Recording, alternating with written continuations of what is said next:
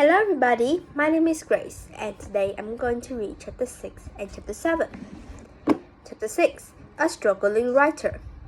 Back home, living with his mother, Roald began work on his first novel.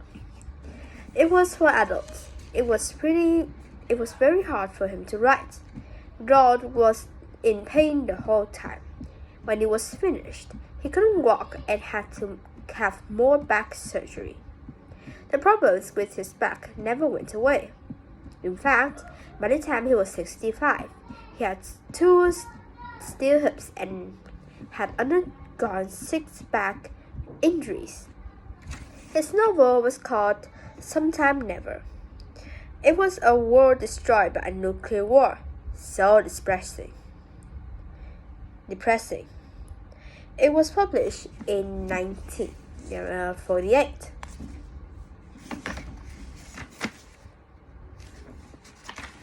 Writing never came easily to Roald. Working on a long novel had been particularly hard. He decided to try writing short stories. This wasn't easy either. It took him months to write a story. Sometimes a whole month just to finish the first page. His stories were darkly funny and had surprise endings.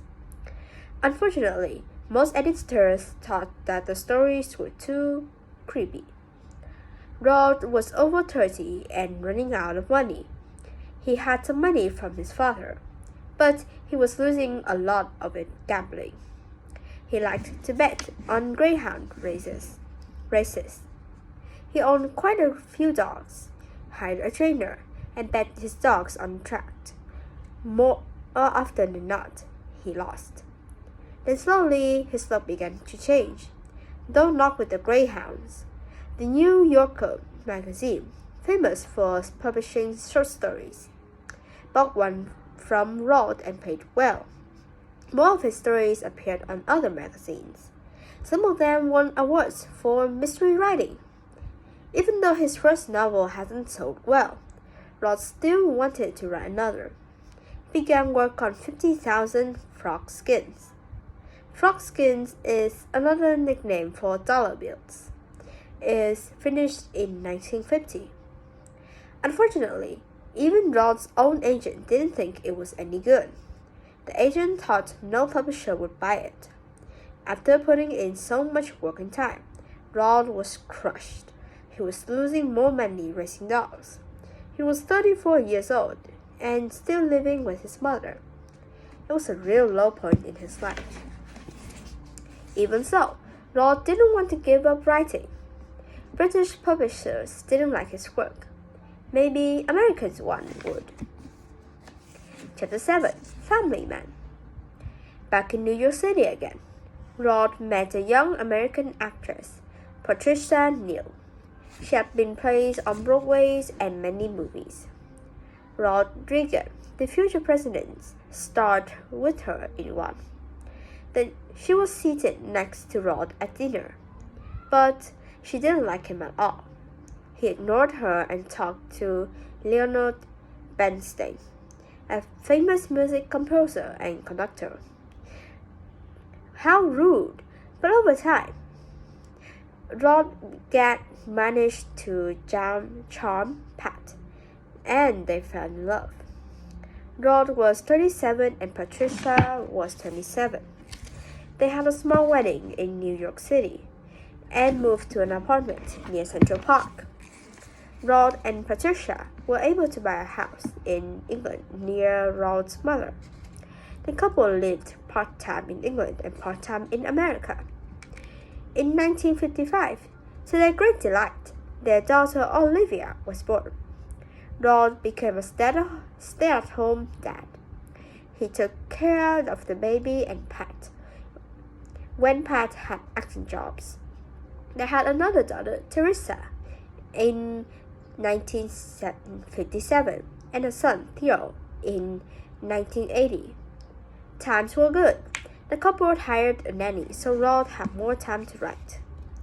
He thought he might write for children. He made up a lot of stories that he told his children at bedtime. He said, "I had not had children. I would not have written books for children." Roald wanted to write books that were so funny, imaginative, and exciting. They would make what more children want to read. He wanted to write something new kids hadn't seen before. A story with an earthworm, a spider, and a centipede as the main characters. James and the giant peach was in the works. Everything was going so well. Then their 3-year-old son, Theo, had a terrible accident. Theo's baby carriage with Theo in it was struck by a taxi cab. Theo hit his head and was rushed to the hospital. Baby Theo was temporarily blinded and ran terrible high fevers. In time, Theo got better. However, he was operated on 9 times before he was 3 years old. It was terrifying for the Dahl family.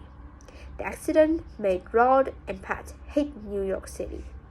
The Dahls moved back to England. For a long time, Theo had a drain in his head. It stopped fluid from building up his brain. The trouble was that the drain kept clogging. Roald was determined to solve the clogging problem. He worked with a doctor and an engineer and invented a much better drain. It helped thousands of children. Roald started working on a new book. It was dedicated to Theo. Charlie and the Chocolate Factory. It was about a boy who is one of the 5 kids to win a tour of an amazing chocolate factory. Roald still loved chocolate, even though he was an adult now. Who cannot stop love chocolate? Once again, when life was going so well, tragedy struck in the Dahls. The oldest daughter, Olivia, died of a rare kind of measles. She was only 7. The family was crushed, especially Roald. His own father had died of grief after losing a daughter at the exact same age. Roald stopped talking and shut himself off from everyone. He couldn't write. Pat, grieving herself, did all she could to hold things together through this awful time. Little by little, life got better. Roald got back to work on Charlie and the Chocolate Factory. He rewrote it 4 times. The first version of the book, Roald describes the Oompa Loompas who worked in the chocolate factory as being an African pygmies. This was changed in later editions of the book. Some people accused Roald of being racist. He really wasn't. Actually, the character of Charlie was originally meant to be black and based on his old friend Mitchell in Africa. In 1964, Lady Ophelia was born and Patricia won an Academy Award for Best Actress for a movie called Hud. It also starred Paul Newman. In the same year, Charlie and the Chocolate Factory was published. It was instantly successful. By year 1964, it was the happy one for the Dahls. So that is all of chapter 6 and 7, and I will see you at chapter 8 and 9. Bye!